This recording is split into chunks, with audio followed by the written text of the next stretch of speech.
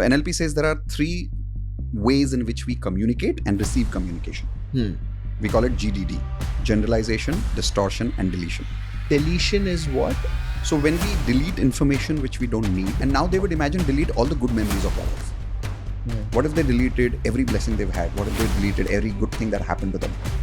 Life would feel meaningless. Being able to regulate that deletion module is about understanding how I can stop deleting good information from my past and highlight positive information. In NLP, we say be aware of your GDD so that you can know how to regulate that. Why? Because our generalizations are creating our emotions, our beliefs. And if you don't take control of those emotions and beliefs, you don't control what you're attracting. At some level, both sadness and happiness are reactions of our brain to how you perceive reality. True.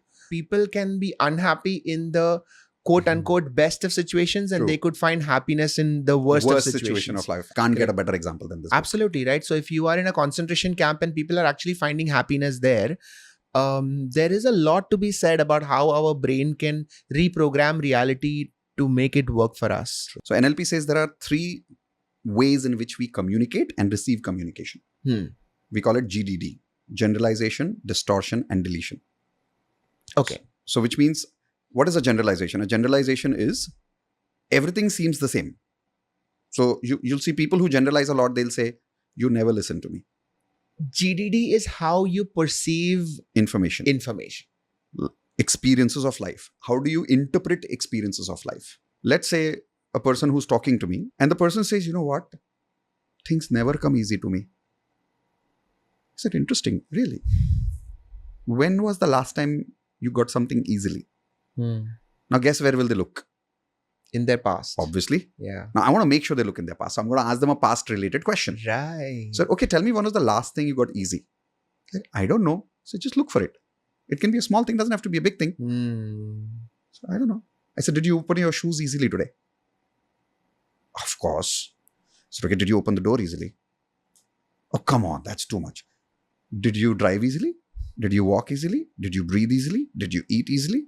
So today, since morning, how many things did you do easily versus not easily? And they're like, yeah, that's actually true. So I said, today, how many difficult things happened? Nothing. Nothing happened. I said, okay, in the last 3 days, 1, I had a difficult conversation with my wife. Okay, in the last 1 week, 2. So if you compare that with the number of instances which are easy versus not easy in the last 1 week. So now what I'm doing is in NLP, we say, break down their generalizations which are negative. Right. Because somebody who generalizes will tend to pick up on only the things that confirm their bias. So is this also confirmation bias? Confirmation bias, but expanding it. Multiplying it 10 times. Right. Even though it is seen once, they'll see it 10 times. It's almost like Ravan's head. Yeah. There's 1, but we see 10. Right. The moment I say the word Ravan, it's an anchor.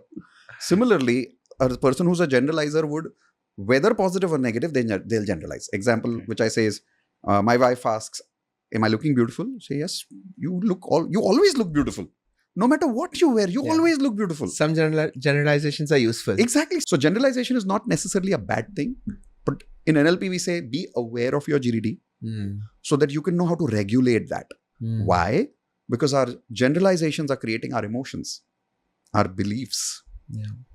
And if you don't take control of those emotions and beliefs, you don't control what you're attracting because you're not controlling what you're acting. So look at the word acting and attracting. My actions create my results creates my attractions. A lot of times law of attraction is seen as hocus pocus, but it has a lot to do with positive action. But how do I take positive action if I have negative beliefs and negative feelings?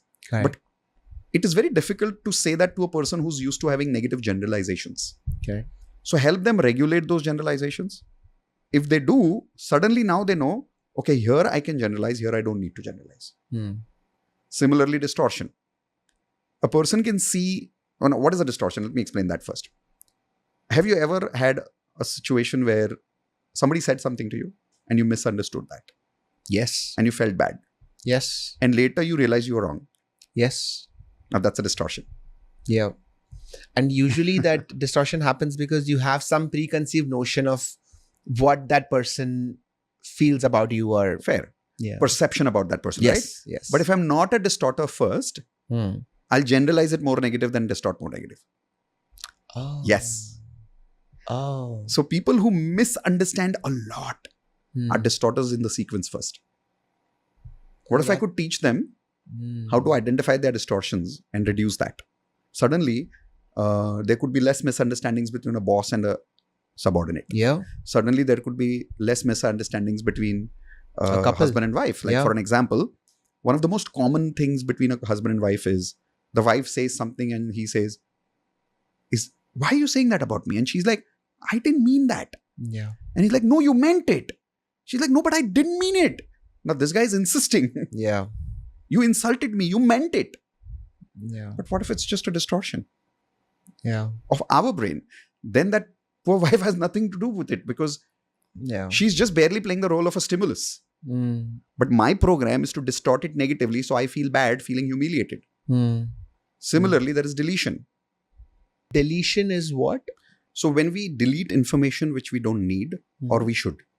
Like imagine a person who would think of all their past memories and misunderstand a lot of them. A lot of distortion. And then multiply that by doing generalization that nobody loves me, nobody supports me, nothing works in life. I have always worked hard. Nothing really works for me. So much of generalization which is negative. And now they would imagine delete all the good memories of their life. What if they deleted every blessing they've had? What if they deleted every good thing that happened to them? Life would feel meaningless. No wonder they would go into depression. So being able to regulate that deletion module is about understanding how I can stop deleting good information from my past and highlight positive information. So in NLP, one of the things we practice is we make a person close your eyes. Try this at home. It's a beautiful exercise of closing your eyes and starting from your childhood, think of the first good memory, earliest that you can go. And to make it better, use your body language. Like take your hand like this and imagine you're holding that memory with your eyes closed, and the moment you remember the memory, you bring it in your heart. It's just a metaphorical way of feeling it.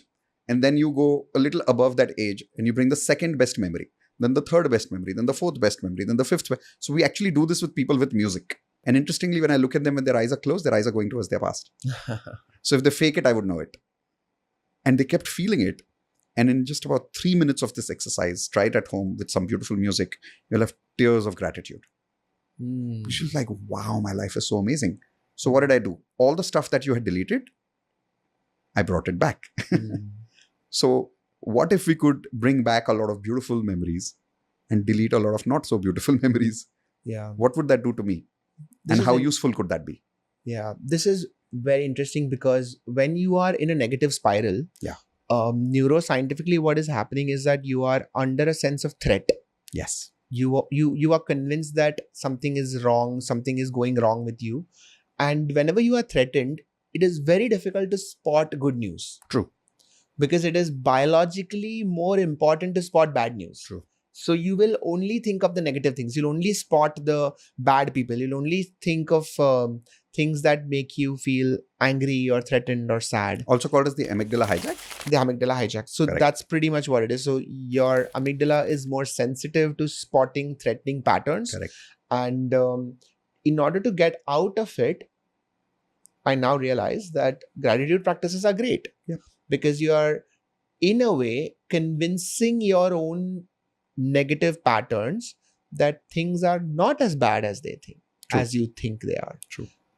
So gratitude practice is a great way to do it. And this technique that you're explaining is a very in-your-face gratitude practice. Yeah. It's not just write it down somewhere. No. You are visualizing it. You're going back to that moment. You're even physically, metaphorically bringing it back in your heart. Back to you. Yes. I think I think that would work. That's a really good technique. Thank you. All right. How was that video? Did you love it?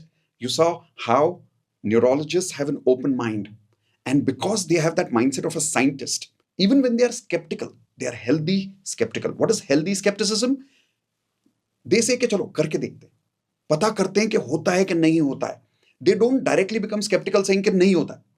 This is the power of scientists like Dr. Sid Warrior. So what I want you to do is be a scientist in your life, where before you discard anything, before you believe in anything, खुद try करके देखो, सोचो, think, If you really had the power to transform your mind, isn't it worth learning it? और जा क्या रहा है? 60 to 75 minutes of your life, and you can learn more details of an NLP right now. Did you register for the first lesson that I gave you? If not, do it now. And like I said, skeptical bano, lekin healthy skeptical bano. Find out for yourself whether it works or not. And if you realize that it works, balle balle, fir to life mein nikal pade, right? Awesome. So I will see you soon in my next YouTube video. But before that, hit the subscribe button and hit the bell icon so that the next time I'm creating videos like this, you definitely get a notification. Okay? See you soon. Bye-bye.